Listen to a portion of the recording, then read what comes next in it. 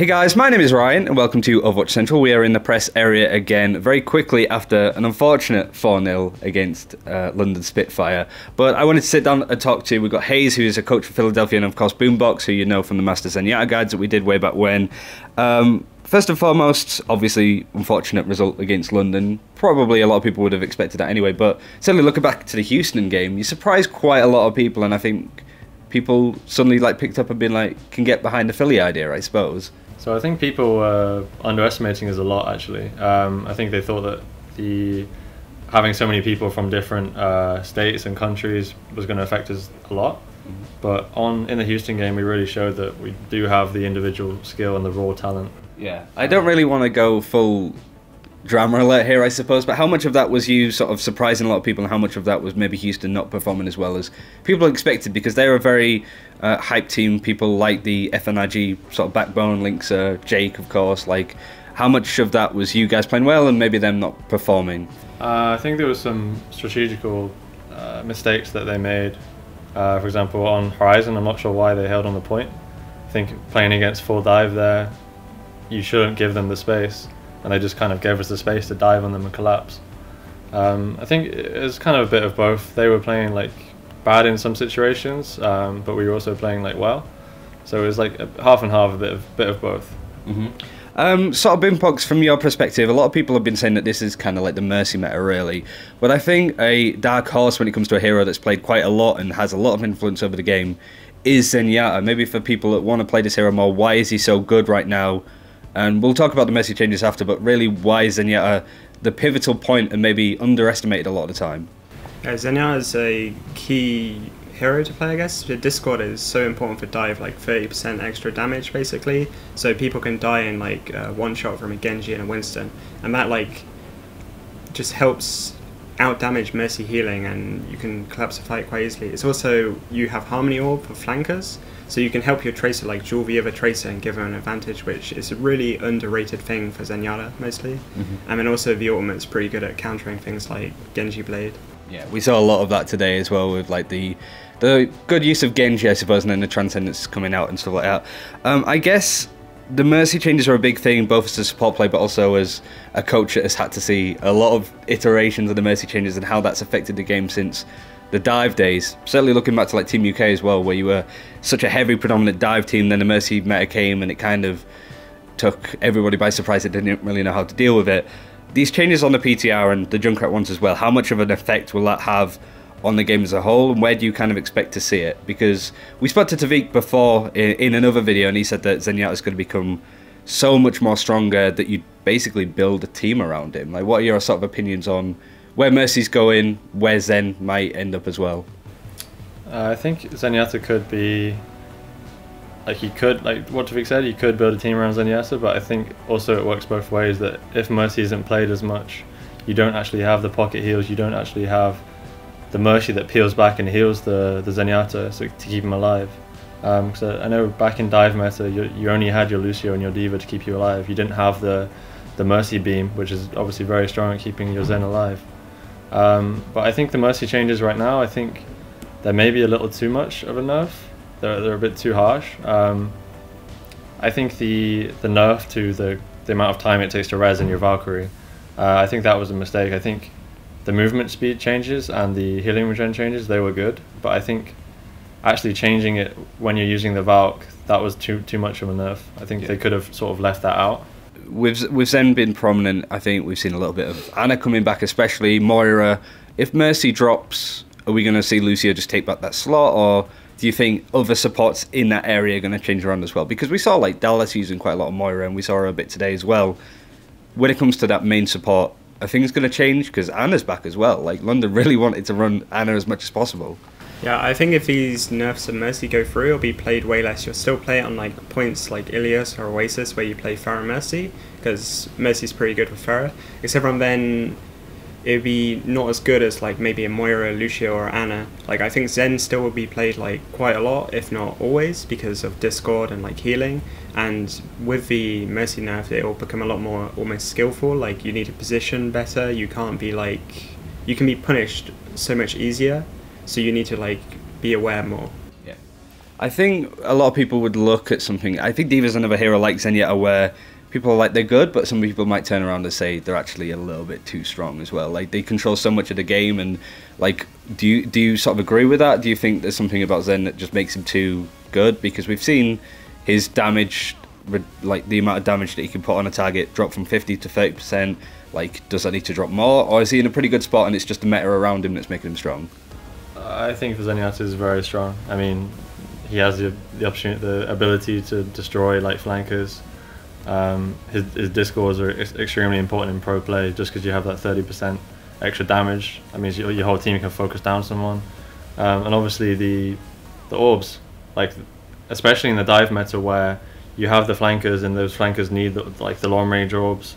That's why Zen is so important right now, because the flankers can have that sustained heal through the healing orbs being on the flanks. So that's one of the main issues why he's so strong, especially in this meta where it's sort of dive heavy and like flanker heavy. Yeah, I was gonna say with like the meta currently is that you do see triple tank, quad tank. We saw as well yesterday. The Orisa Hog dive bally sort of composition. Are we still predominantly in a dive meta? Is that still kind of in there and looking at that? When I say dive meta, I mean sort of a lot of Winston D.Va, not necessarily like depending on. Like a lot of Tracer too. So Winston, D.Va, Tracer, like sort of the staples right now. Depending on where you're at, like what kind of map. Obviously you have these Lunar comps, like where you have the triple tank, like they're sort of map specific and like game mode specific. But generally dive is still like very popular. Some people are just running soldier dive, which is a different type. I think the main thing is that people like to play Zen, people like to play Ana, people like to play all these other supports, but they often feel bullied into playing Mercy, especially in like Ladder, which both of you play a lot of as well. Like, what would you like to see from that hero to make her a bit more dynamic, fun to play, but also not ridiculously strong? Because I think a big problem with Mercy isn't necessarily that she's going to be worse, it's just if she's still pretty decent, she's going to be really boring to play with these changes on the PTR.